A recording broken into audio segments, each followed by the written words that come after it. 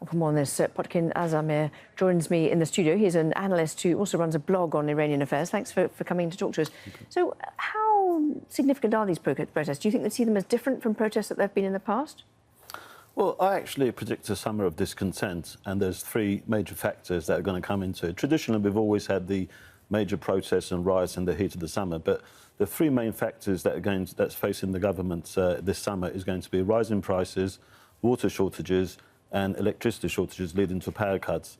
And all of these are going to have a combined effect. That means that there's going to be some major protests coming. What's significant about this is another sector of the society which is abandoning the regime, which is falling out with the regime. And traditionally, the Bazaar merchants were some of the major supporters of the regime. It's a dwindling middle class. And so, what about those who do protest? And what's the kind of... Has there been some... There's obviously been reports of a crackdown. How serious has that been? Well, when I was speaking to people today, they really seemed scared. Yesterday, they were all going to the Bazaar and they were filming and sending their footage and everything.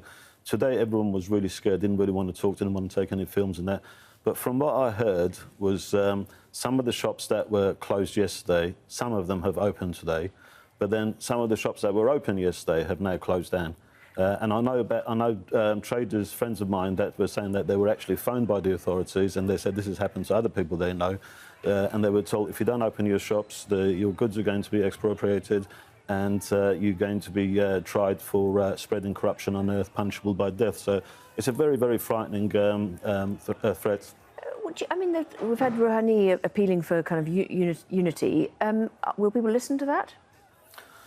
It's not about unity. I mean, this decline of the Iranian currency, people are blaming sanctions on it. That might have some psychological, some sort of psychological factor.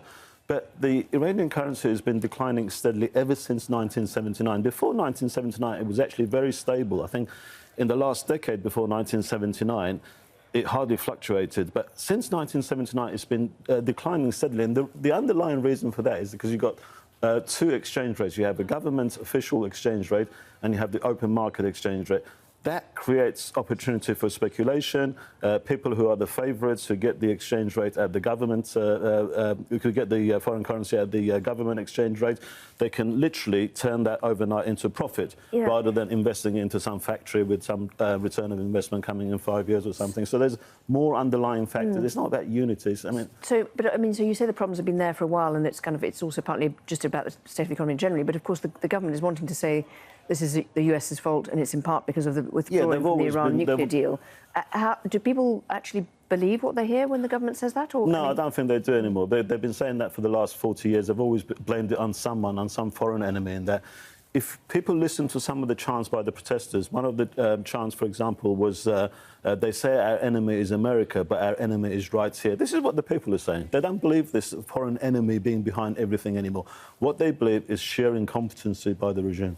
Potkin Azarmehr, thank you very much indeed for your thoughts. Thank you.